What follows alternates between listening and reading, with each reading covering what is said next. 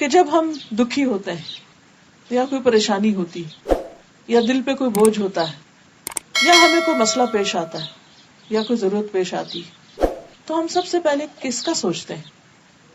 یہ ایک ٹیسٹ ہے ہمارے لیے. ہمیں سب سے پہلے اللہ سبحانہ وتعالیٰ کے بارے میں سوچنا چاہیے کہ وہ ہے نا. کیا مشکل ہے؟ کوئی مشکل نہیں، کیونکہ وہ ہے. جب لوگ سو جاتے ہیں وہ اس وقت بھی جاگتا ہے، جب لوگ بھول جاتے ہیں وہ اس وقت بھی یاد رکھتا ہے، جب لوگ ناراض ہو جاتے ہیں وہ اس وقت بھی ہماری سنتا ہے.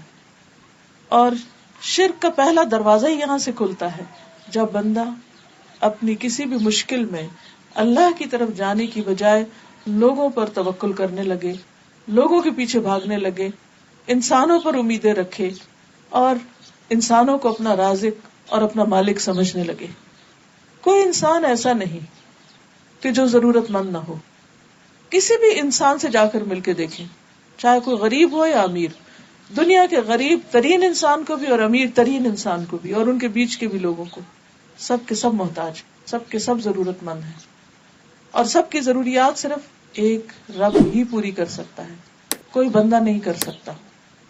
اس لیے لازم ہے کہ ہم اول و آخر اسی کو پکاریں، اسی کی طرف رجوع کریں کہ اللہ تعالیٰ ہے اور وہ سنتا ہے اور وہ مشکل آسان کرے گا اور ضرور کرے گا، کیونکہ ان اللہ علی کل شیء قدیر، بے شک اللہ ہر چیز پر قادر ہے. اسے کسی سے مشورہ نہیں کرنا، اسے کسی سے مانگ کے نہیں دینا، کیونکہ سب چیز اس کے کنٹرول میں ہے، اس کے اختیار میں ہے. نوح علیہ السلام کے بارے میں قرآن مجید میں آتا ہے سورۃ الصافات 75، وَلَقَدْ نَادَانَا نُوحٌ وَلَنِعْمَ الْمُجِيبُونَ، اور البتہ تحقیق نوح علیہ السلام نے ہمیں پکارا تھا جب لوگوں نے انہیں انتہائی تنگ کر دیا اور ان کی بات مان کر نہیں دیتے تھے، تو اس مشکل میں انہوں نے ہمیں پکارا تھا. وَلَنِعْمَ الْمُجِيبُونَ، ہم کتنا اچھا جواب دینے والے ہیں. اللہ نے ان کی دعا سنی، بہترین طریقے سے سنی، دعا قبول کی اور ان کی مشکل آسان کر دی. مشکل کتنی بھی بڑی ہو، آزمائش کتنی بھی طویل ہو، دکھ اور درد کتنا بھی گہرا کیوں نہ ہو، کسی بھی قسم کا کیوں نہ ہو، کبھی بھی اللہ کی رحمت سے مایوس نہیں ہونا چاہیے، ہمیشہ پر امید رہنا چاہیے. ہمارے لیے مشکل ہوتی ہے، اللہ کے لیے مشکل نہیں. انسانوں کے خزانے ختم ہو جاتے ہیں، اللہ کے ختم نہیں ہوتے. اور پھر ہماری عقل جواب دے جاتی کہ کسی مسئلے کا حل کیا کریں، کیسے کریں، لیکن اس کے علم کی کوئی انتہا نہیں.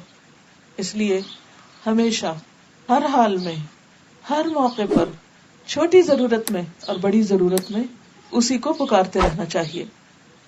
وَاذْكُرْ رَبَّكَ فِي نَفْسِكَ، بندوں کو پکارنے کے لیے تو اونچی آواز میں بولنا پڑتا ہے، چیخنا چلانا پڑتا ہے، لیکن اس کو دل میں تضرعا وخیفۃ، عاجزی اور زاری کے ساتھ، گڑ گڑا کے، چپ کے ودون الجہر من القول، اور آہستہ آہستہ زیر لب باتیں کرتے کرتے، بالغدو والآصال، صبح اور شام، ولا تکن من الغافلین، اور غافلین میں سے نہ ہونا.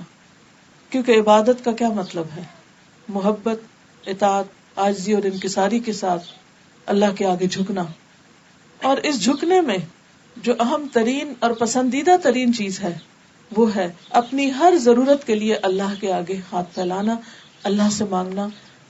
جب بھی کوئی بھی پریشانی زندگی میں ہو، سب سے پہلے اللہ ہی کا خیال دل میں آنا.